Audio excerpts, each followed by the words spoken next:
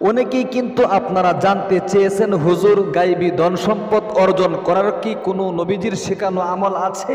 অবশ্যই আছে। নবী করিম সাল্লাল্লাহু আলাইহি ওয়াসাল্লাম শিক্ষা দিয়ে গিয়েছেন আল্লাহ তাআলার শক্তিশালী একটি গুণবাচক সিফতি নামের জিকির। এই গুণবাচক সিফতি নামের জিকির যদি আপনি 103 বার করতে পারেন, এক সকাল এক বিকাল, অর্থাৎ মাগরিবের পরে এবং ফজরের নামাজটা আদায় করার পরে, ইনশাআল্লাহ আল্লাহর নবী ওয়াদা করে বলেছেন আল্লাহ তাআলা তোমাদেরকে ধন সম্পদ টাকা পয়সা সব কিছু দিবে। তুমি দিন দিন গরিব হয়ে যাচ্ছ, তুমি ফকির হয়ে যাচ্ছ, তোমার পরিবার সংসারে শুধু অশান্তি আর অশান্তি, শান্তির কোনো ব্যবস্থা হচ্ছে না। আল্লাহ তাআলা তোমার পরিবার সংসারে শান্তির ব্যবস্থা করে দিবে, দুঃখ কষ্ট দূরীভূত করে দিবে। কামাই রোজগার করছো, বরকত পাচ্ছ না, অবশ্যই আল্লাহ তাআলা তোমার কামাই রোজগারে বরকত দান করবে। বিবাহ করেছিলে অনেক শখ করে, স্ত্রীর সাথে মিল নেই, মোহাব্বত নেই, ভালোবাসা নেই, স্বামী স্ত্রীর মিল মোহাব্বত আর ভালোবাসা তৈরি করে দিবে। তোমার সন্তানকে কষ্ট করে ছোটকাল থেকে লালন পালন করেছিলে, এখন তোমাকে বৃদ্ধাশ্রমে পড়ে থাকতে হয়, তোমাকে আর বৃদ্ধাশ্রমে পড়ে থাকতে হবে না।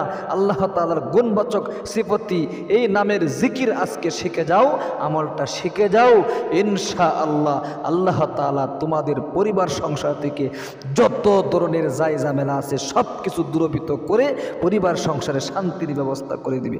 আল্লাহু আকবার। এজন্য প্রিয় দিনী ভাই এবং বোন, অনুরোধ করে আপনাদেরকে বলবো, জীবনে অনেক সময় কিন্তু নষ্ট করে থাকেন, পারবেন না সামান্য সময় নিয়ে, আপনার হাতে সামান্য সময় নেই আজকের এই ভিডিওটা দেখে আমলটা শিখতে। অবশ্যই আপনাকে পরিবার সংসারে শান্তি আনার জন্যে, কামাই রোজগারে বরকত আনার জন্যে আল্লাহ তাআলার কাছ থেকে যদি আপনি গায়বী টাকা পয়সা ধন দৌলত গাড়ি বাড়ি কিছু আনতে চান, নবীজির শেখানো আমল ছাড়া কিন্তু সম্ভব নয়।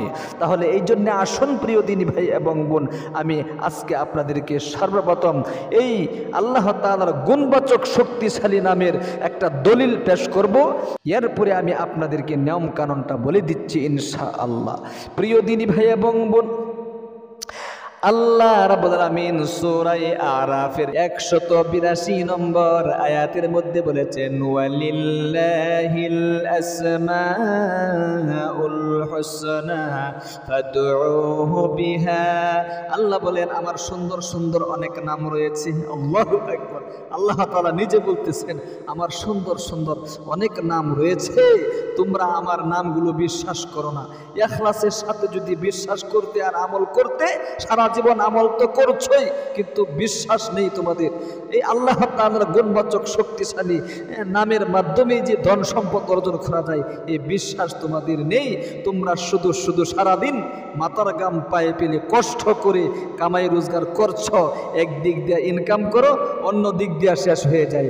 হয়তো তুমি নিজে অসুস্থ হয়ে যাও, না হয় তোমার সন্তান সন্ততিকে অসুস্থ হয়ে যায়, না হয় তোমার পরিবারের যে কেউ অসুস্থ হয়ে যায়, তোমার স্ত্রী অসুস্থ হয়ে যায়, মা বাবা অসুস্থ হয়ে যায়, অর্থাৎ এক উসিলায় তার টাকা পয়সা সব শেষ হয়ে যায়।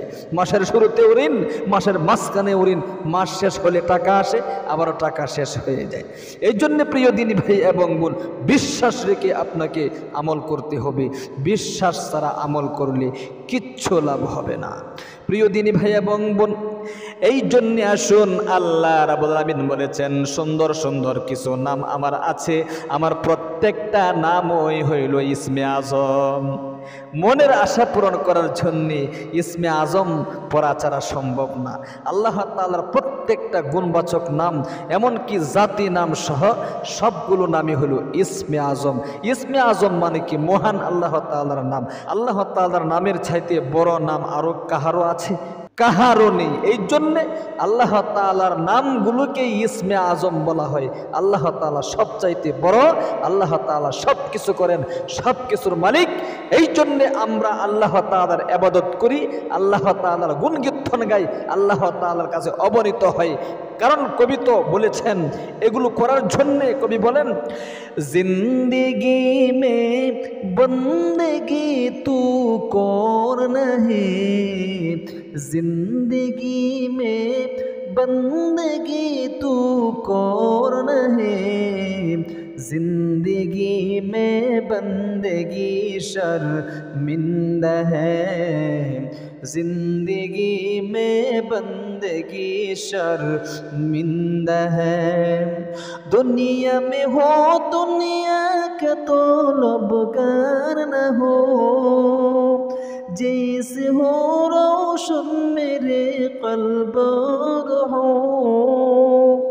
वरना कोई चारा तो जहाँ में नहीं, वरना कोई चारा तो जहाँ में नहीं। जिंदगी में बंदगी तू कौन है, जिंदगी में बंदगी तू कौन है, जिंदगी में बंदगी शर्मिंदा है, जिंदगी में बंदगी शर्मिंदा है।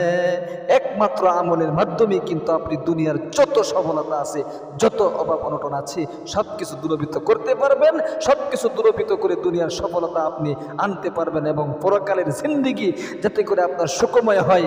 আমল ছাড়া একমাত্র পরকালের জিন্দেগি আপনার সুখময় হবে না। এই জন্য প্রিয় দিনী ভাই এবং বোন, আসুন আপনারা এক সকাল এক বিকাল অর্থাৎ মাগরিবের নামাজটা আদায় করার পরে এবং ফজরের নামাজটা আদায় করার পরে, এমনকি যে কোনো সময় আপনারা আমলটা করতে পারবেন, কোনো সমস্যা নেই, কিন্তু এই দুটি সময় আল্লাহ তাআলার নিকট আমল কবুল হয়। এই জন্যে বলছি মাগরিবের নামাজটা আদায় করার পরে এবং ফজরের নামাজটা আদায় করার পরে ইনশাআল্লাহ আপনারা এই আমলটা করবেন। খুব মনোযোগ দিয়ে শিখুন কিভাবে আপনারা আল্লাহ তাআলার সেই গুণবাচক শক্তিশালী সিফতি নামের জিকিরটা করবেন। একদম মনোযোগ দিয়ে দেখতে থাকুন এবং শিখতে থাকুন। আমি বলে দিচ্ছি, সর্বপ্রথম আপনি যদি মাগরিবের নামাজের পরে এবং ফজরের নামাজের পরে আমলটা করেন তাহলে ওযু করার কোনো প্রয়োজন নেই। নামাজ পড়েছেন, আপনার নতুন করে আর ওযু করতে হবে না। এই সমস্ত আমলগুলো ওযু ছাড়াও কি করা যায়, কোনো সমস্যা নেই। তাহলে আপনি সর্বপ্রথম নবী করিম সাল্লাল্লাহু আলাইহি ওয়াসাল্লামের উপর একবার দুরূদ শরীফ পাঠ করবেন। কয়বার? একবার ছোট্ট একটি দুরূদ শরীফ, সেই দুরূদ শরীফটা পাঠ করবেন। আমি স্ক্রিনের মধ্যেও দিয়ে দিচ্ছি, শব্দে শব্দে বলে দিচ্ছি। একবার আল্লাহুম্মা বলেন, আল্লাহুম্মা সাল্লি আলা মুহাম্মাদিন ওয়া আলা আলি মুহাম্মাদ। আল্লাহু আকবার। এটা একবার পাঠ করবেন। এরপরে আপনি 103 বার পাঠ করতে হবে আল্লাহ তাআলার সেই শক্তিশালী গুণবাচক সিফতি নামটি। যখন জপবেন তখন মনে মনে আপনার যে সমস্যা রয়েছে এগুলো জাগাতে হবে। আপনি অনেক অভাব অনটনের মধ্যে পড়ে আছেন, কামাই রোজগার করছেন, বরকত পাচ্ছেন না, টু জেড যত সমস্যা আপনার রয়েছে এই সব সমস্যাগুলো অন্তরে জাগিয়ে আপনি কিন্তু আল্লাহ তাআলার এই শক্তিশালী গুণবাচক সিফতি নামের জিকিরটা করবেন। তাহলে আমার সাথে সাথে স্ক্রিনের মধ্যে দেখে দেখে শব্দে শব্দে উচ্চারণটা শিখে রাখুন। ইয়া রাজ্জাকু, ইয়া রাজ্জাকু, ইয়া রাজ্জাকু, ইয়া রাজ্জাক। আল্লাহু আকবার। 103 বার পাঠ করবেন ইনশাআল্লাহ। সর্বশেষে আবার একবার সেই ছোট্ট দুরূদ শরীফটা পাঠ করবেন খুব মনোযোগ দিয়া। অনেকেই কিন্তু আমলগুলো করে কিছুদিন এরপরে আর করে না। না, লাগাতার ভাবে আপনাকে আমল করতে হবে, অন্যথায় কিন্তু আমল কবুল হবে না। খুব ইখলাসের সাথে আমলগুলো করতে হয়।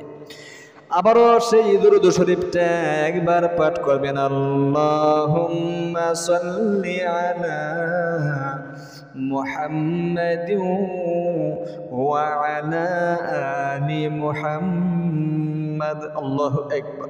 এরপরে আপনি সংক্ষিপ্ত মোনাজাত করবেন। মোনাজাতের মধ্যে বলবেন, ওগো আল্লাহ, আমি আমার পরিবার সংসার নিয়ে অনেক অশান্তির মধ্যে পড়ে আছি, অনেক চেষ্টা করতেছি কামাই রোজগার করার জন্যে, কামাই রোজগার করছি কিন্তু বরকত পাচ্ছি না। এক দিক দিয়ে ইনকাম করি, অন্য দিক দিয়ে টাকা পয়সা শেষ হয়ে যায়। মাসের শুরুতেও ঋণের মধ্যে থাকতে হয়, মাসের মাঝখানে ঋণগ্রস্ততার মধ্যে থাকতে হয়, মাস শেষ হলে টাকা আসে, আবার টাকা শেষ হয়ে যায়। এরকম একটা অবস্থা অবস্থার মধ্যে বিরাজ করছি। সুতরাং কামাই রোজগারে বরকত দান করো, পরিবার সংসার থেকে যত ধরনের অভাব অনটন দুঃখ কষ্ট পেরেশানি রয়েছে সব কিছু দূরীভূত করে দাও। স্বামী স্ত্রীর মিল মোহাব্বত তৈরি করে দাও, সন্তান সন্ততিদেরকে বাধ্য করে দাও। অনেকের স্বামী স্ত্রীর মিল নেই, মোহাব্বত নেই, ভালোবাসা নেই, এরকমই কি আপনারা বলবেন?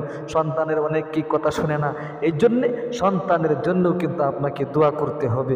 এ টু জেড আপনার যত সমস্যা রয়েছে আপনি দোয়া করবেন, কামাই রোজগারে বরকত আনার জন্য দোয়া করবেন ইনশাআল্লাহ। সর্বশেষে আখিরি তামান্না ওয়াজাল কালিমাতুনা ইনদাল মাউতি লা ইলাহা ইল্লাল্লাহু মুহাম্মাদুর রাসূলুল্লাহ, এরকমভাবে মোনাজাতটা শেষ করে দিবেন ইনশাআল্লাহ। কিছুদিন যদি আমলটা করতে পারেন ইখলাসের সাথে, আশা করি আল্লাহ তাআলা আপনাদের এই আমলকে কবুল করে অঢল ধন সম্পদ আপনাদেরকে দান করবে। কোনো রিজিকের অভাব আপনাদের আর থাকবে না, জীবনে একটা গুনাহও থাকবে না। সমস্ত গুনাহগুলো আল্লাহ তাআলা আপনাদেরকে মাফ করে নিষ্পাপ বেগুনাহ বাচ্চা শিশুর মতো বানিয়ে দিবে। আল্লাহু আকবার। প্রিয় দিনী ভাই এবং বোন, তাহলে আমলটা করবেন, আল্লাহ তাআলা আপনাদেরকে আমলটা করার তৌফিক দান করুক, আমিন। আপনি কমেন্ট বক্সে আমিন বলে দোয়ার মধ্যে শামিল থাকবেন, কারণ কার দোয়া কখন কবুল হয় তা কিন্তু জানা নেই। একটা লাইক দিবেন এবং একটা কমেন্ট করবেন ইনশাআল্লাহ। আর আমাদের ইসলামিক চ্যানেল থেকে এরকম গুরুত্বপূর্ণ ভিডিও দেখতে অবশ্যই চ্যানেলটাকে সাবস্ক্রাইব করে পাশে থাকা বেল আইকনটা অন করে রাখবেন। ভালো থাকবেন, সুস্থ থাকবেন। আসসালামু আলাইকুম ওয়া রাহমাতুল্লাহি ওয়া বারাকাতুহু।